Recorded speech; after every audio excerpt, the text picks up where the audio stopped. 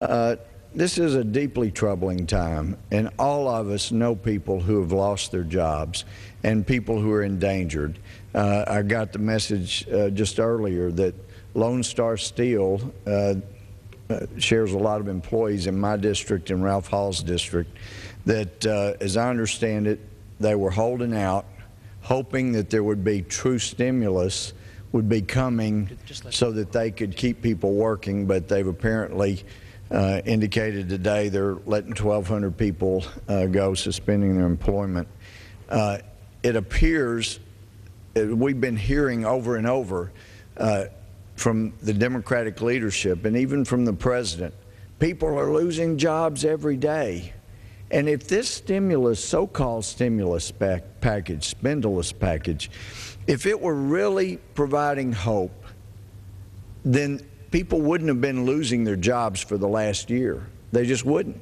People would have held on and said the hope, the change, the help is coming that's going to help us keep providing jobs and open up new jobs and save these jobs.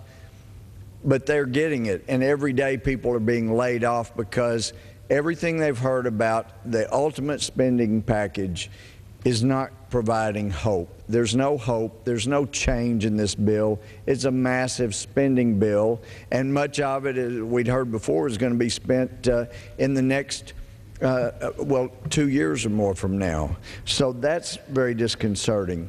We were told that the reason that we had to have someone who had cheated on his taxes be made the Treasury Secretary was because he had worked hand in hand with Secretary Paulson.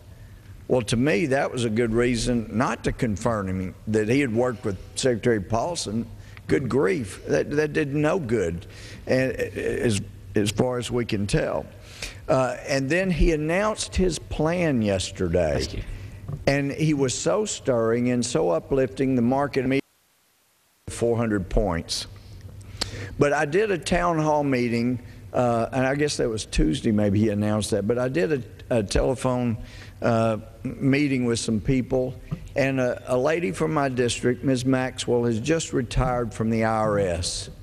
And she said there are lots of IRS agents who are outraged, but they work for the IRS still. They don't want to lose their jobs, so they're not going to say anything. But the fact is, she said, when you work for the IRS, if you make a mistake on your income tax, you're gone.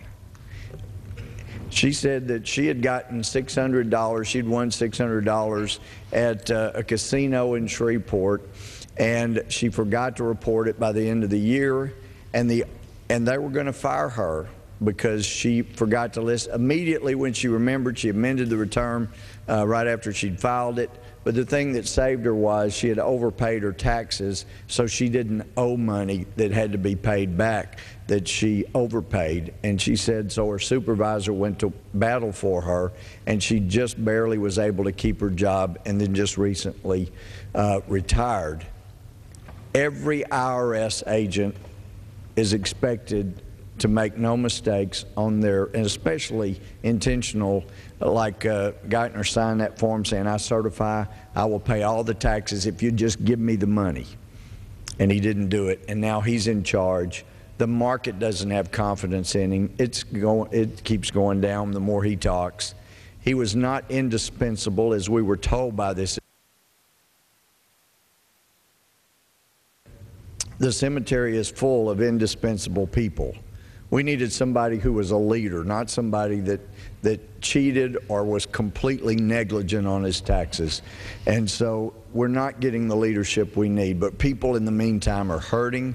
We have proposals that would stimulate the economy, and it galls me to no end to see this kind of throwing money at the problem and not trusting the American people, the real power behind this country to do what will be necessary to save the country. And in fact, what we have here is an atmosphere of arrogance in Washington that says you can't trust the American people. We don't want them to have their own tax dollars back because they might not spend it the way we want them to. And that's why Senator Kerry said here, but a tax cut is non-targeted. You put a tax cut into the hands of either a business or an individual today, there's no guarantee they're going to invest their money. There's no guarantee they're going to invest their money in the United States. They're free to invest anywhere they want if they choose to invest it. That was just a few days ago by Senator Kerry. The bottom line is they don't trust the American people to use their own money. A tax holiday for 2 or 3 months with people getting their own money back, let them save the economy. They can do it. This plan is a disaster, and it's not fair to the American people. I appreciate my friend. Clearing my time and thanking the gentleman from Texas.